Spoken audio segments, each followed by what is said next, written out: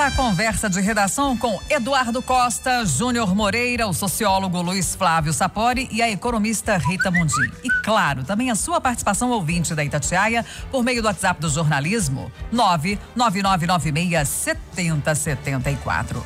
Bolsonaro confirma que dinheiro da Vale será destinado para ampliação do metrô de Belo Horizonte. Antes de ouvir os nossos debatedores, vamos acionar a repórter Edilene Lopes, que tem outras informações sobre esse assunto. Edilene.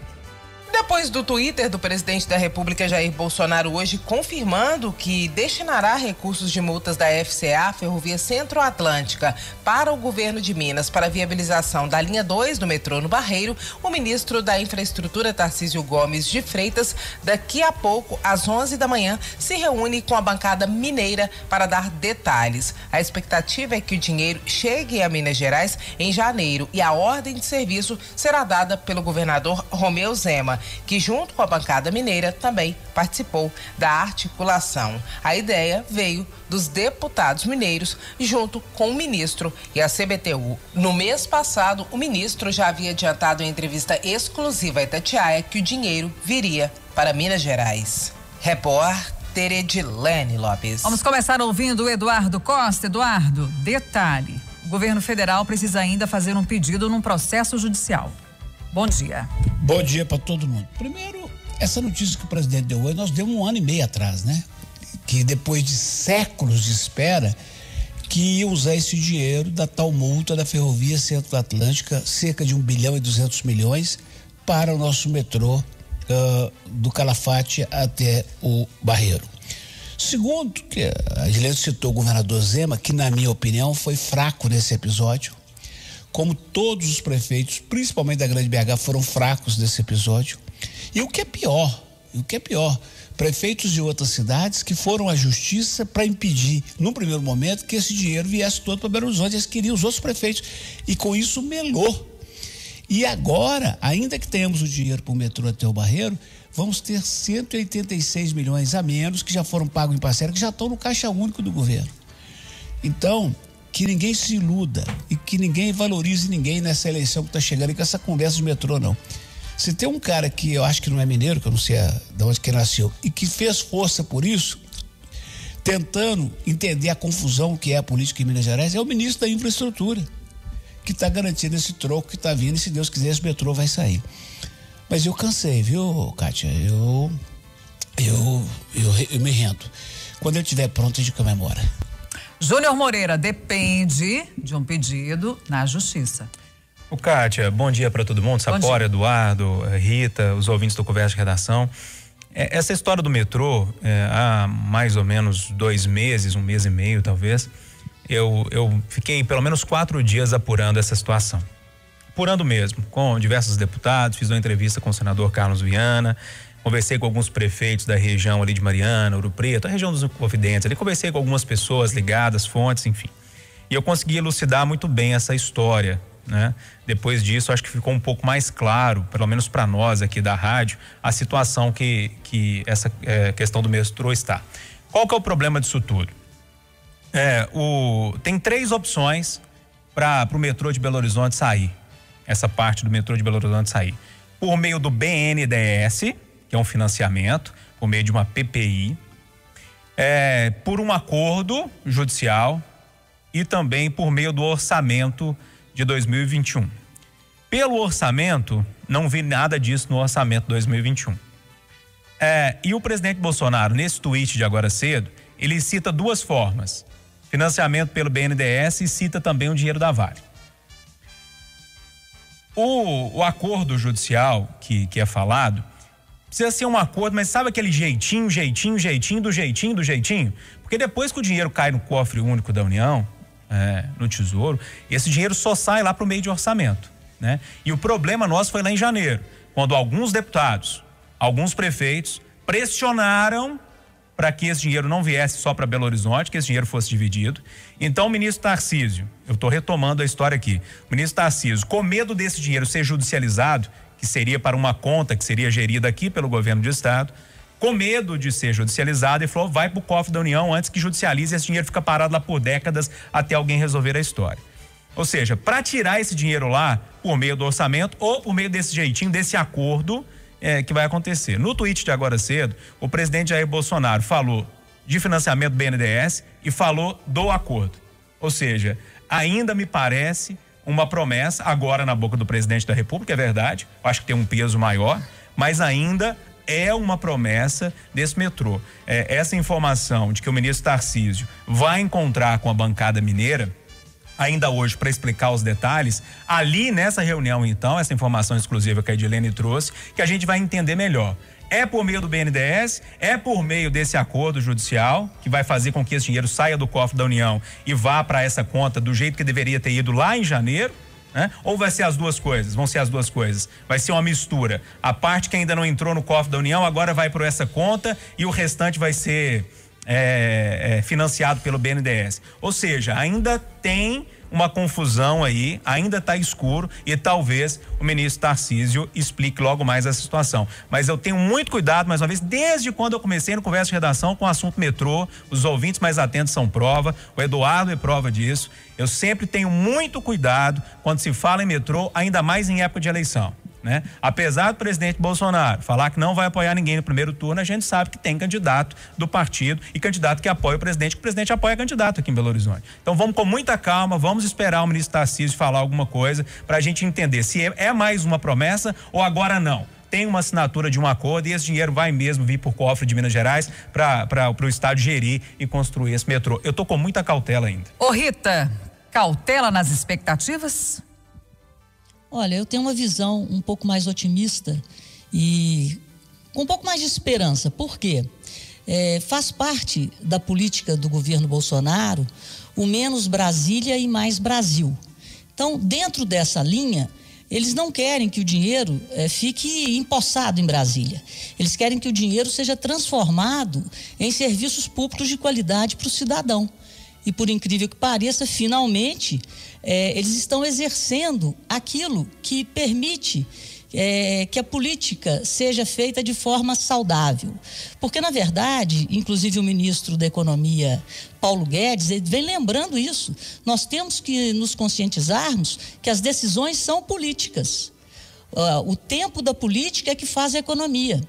A decisão política é que faz a economia. E, finalmente, nós temos uma série de fatores indicando que estamos no caminho politicamente correto para que o metrô saia. Eu queria complementar a fala do Júnior. Pelo que eu entendi, o metrô de Belo Horizonte ele está na prioridade do Conselho do Programa de Parcerias de Investimentos. Então, vai ter dinheiro do BNDES, o BNDES está trabalhando no projeto do metrô, vai ter dinheiro da multa da Ferrovia Centro-Atlântica e já existe a vontade política de que o metrô aconteça, de que o metrô saia. E eu acredito muito no Tarcisão. Ele é um ministro que até hoje, apesar de toda a pandemia, eu exalto muito o Ministério da Infraestrutura. Ele tem entregue o cronograma de obras com os poucos recursos que ele tem entregue cada obra no seu tempo. E a projeção para o ano que vem são de investimentos de cerca de 200 bilhões nessa retomada pós-pandemia. Portanto, tenho fé, acredito que o metrô saia e antes sair assim, dessa forma, né, de Brasília para Minas, mostrando a incompetência dos nossos representantes políticos. Espero que nessa reunião de hoje eles cumpram o seu papel e endossem a boa vontade do governo em transferir esses recursos para a obra do metrô. Professor Luiz Flávio Sapori, como é que o senhor traduz tudo que já foi noticiado só nessa manhã aí sobre o metrô? É mais do mesmo? Há motivo sim para ter alguma esperança ou não? Bom dia, Kátia. Bom dia. Prazer vê-la novamente aqui ao vivo. Prazer nos estúdios da Itatiaia. Júnior Moreira, meu prezado amigo Eduardo, Rita. Kátia, quando eu vi a notícia, vi a pauta hoje do Conversa, eu já estava cético, né, com esse anúncio. Porque, como já disse aqui o Eduardo Costa, isso não tem nada, novidade nenhuma. O próprio Júnior Moreira já tem chamado a atenção há anos para promessas desse sentido. Mas, ouvindo melhor ainda, mais detalhes da fala do Júnior Moreira, né, e do próprio Eduardo, aí que eu fiquei mais cético ainda. Confesso que eu vou bancar uma postura aqui de São Tomé, né, do ponto de vista sociológico, Júnior. Só vou acreditar depois que eu ver. Só vou acreditar depois que eu tocar, né? Eu acho que toda cautela agora, Kátia, é necessária. Não dá para comemorar. dadas as várias injunções burocráticas, legais envolvidas, os interesses políticos diversos, como o Júnior Moreira está chamando a atenção. Então é bom esperar, de qualquer maneira, há uma expectativa, uma esperança, mas toda cautela nesse momento, né, é importante. Os ouvintes aqui, pelo WhatsApp do jornalismo, bem divididos. Alguns na linha do Eduardo, do Júnior, do professor Sapori, do ceticismo, de muita cautela, e outros também até concordando com a Rita Mundim, de que é momento sim para ter alguma esperança e confiar. Belo Horizonte amplia horário de funcionamento dos ônibus e abertura de bares e restaurantes. Eduardo Costa. Pode ser estendida para o feriado. Não, é hora de retomar a normalidade, sim. As notícias são as melhores possíveis, graças a Deus. Graças a Deus. Se vai estar retomando o movimento, tem que retomar o ônibus. E junto com isso, fiquei sabendo ontem que a prefeitura também está suspendendo, vai deixar só uma barreira sanitária, suspendendo as outras. Nota 10, estamos no caminho, Deus é pai. Júnior. Ai, Kátia, essa história dos ônibus em Belo Horizonte durante a pandemia do novo coronavírus. O maior gargalo durante essa pandemia, um desrespeito total com os passageiros, com os usuários de ônibus, com o povo pobre, né? O povo que pega ônibus, né? Não pode entrar 5 pessoas dentro de uma loja, de um comércio, mas pode vir 60, 70, 80 pessoas dentro do ônibus. Eu nunca consegui entender isso, ninguém conseguiu me explicar, alguns até tentaram, mas não me convenceram. Não é para comemorar, é só para falar. É uma coisa que está acontecendo agora no fim de semana que já era para ter acontecido desde o início, né? Foi o grande erro da BH Trans. A BH Trans foi muito benevolente com as empresas de ônibus aqui em Belo Horizonte, e as empresas de ônibus durante a pandemia do coronavírus fizeram o que quiseram com o transporte público e vão continuar fazendo, porque mesmo com os ônibus voltando em alguns períodos da noite, durante a semana, o que a gente recebe de mensagem pelo WhatsApp, de ouvintes ligando aqui na redação da Itatiaia, ainda reclamando que os ônibus não passam, ônibus que estão programados para passar de 20 minutos, passam de hora em hora, de hora e meia em hora e meia, enfim, só tá tentando ali ajeitar um pouquinho, mas ainda falta muito pra gente chegar no que era o ruim antes da pandemia, porque o transporte Belo Horizonte é ruim, é muito ruim, e para chegar no que era ruim, ainda falta muito. Ou seja, piorou muito. Pois é, Kátia, eu tô ouvindo o Júnior, é importante essa fala dele. Júnior, eu acho que é hora, a expectativa que eu tenho, inclusive, que o transporte público seja um dos principais temas da campanha para a Prefeitura de Belo Horizonte esse ano. Porque talvez é o principal gargalo da cidade em termos de serviços públicos. Eu diria até numa situação mais grave do que a saúde, a própria educação, ou mesmo a segurança. Você está tocando num ponto bastante relevante. Durante esse período, a gente conhece pessoas que precisaram do transporte público nesse período e sofreram muito, Kátia, com essas medidas adotadas de maneira inadequada. Mas, de qualquer maneira, eu vou também corroborar a fala do Eduardo. A abertura dos bares e restaurantes na segunda-feira, né, no 7 de setembro, é bem-vinda, eu acho necessária, justificável.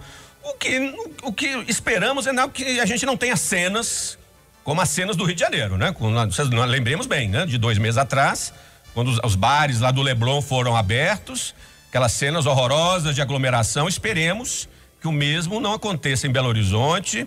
O Júnior Moreira tem chamado muita atenção aqui para isso. A importância do Belo Horizontino, do pessoal da região metropolitana, ter cautela, cuidado, disciplina, para que a gente não repita erros, né, de outros brasileiros, de outras capitais. Rita Mundim, essa ampliação e a possibilidade de estender o funcionamento de bares e restaurantes para o feriado, o que exige bom senso de todos. Exatamente, demorou, né, por parte dos bares e restaurantes. A gente só espera que os protocolos sejam respeitados, que as pessoas respeitem umas às outras, porque na hora que você não usa a máscara, na hora que você aglomera, é uma falta de respeito com o outro, com a saúde própria e com a saúde do outro, né? Agora eu quero voltar aí no transporte público, que eu gostaria, né, de frisar e deixar bem claro isso aqui. O rigor sanitário tão celebrado, tão comemorado, que a Prefeitura de Belo Horizonte, em especial, né, teve, fazendo com que inúmeros bares, restaurantes, lojas, escolas fechassem, quebrassem, ela deveria ter tido na gestão do transporte público, porque o transporte público é sim uma questão de saúde.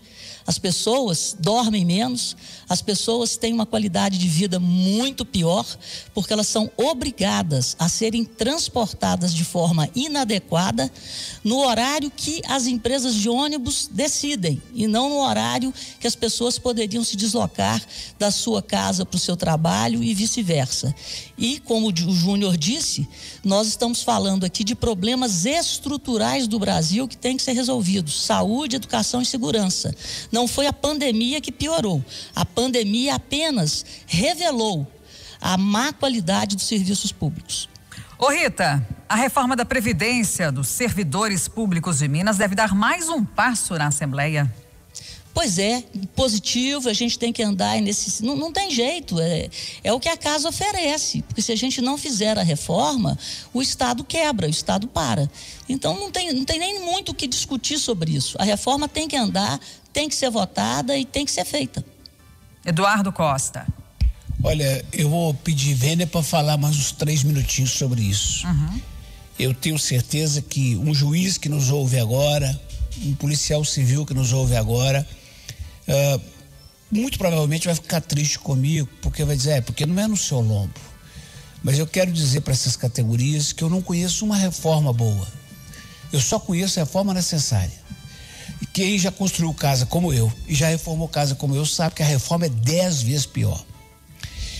E a reforma nem sempre é justa. No bojo da reforma vem muita injustiça.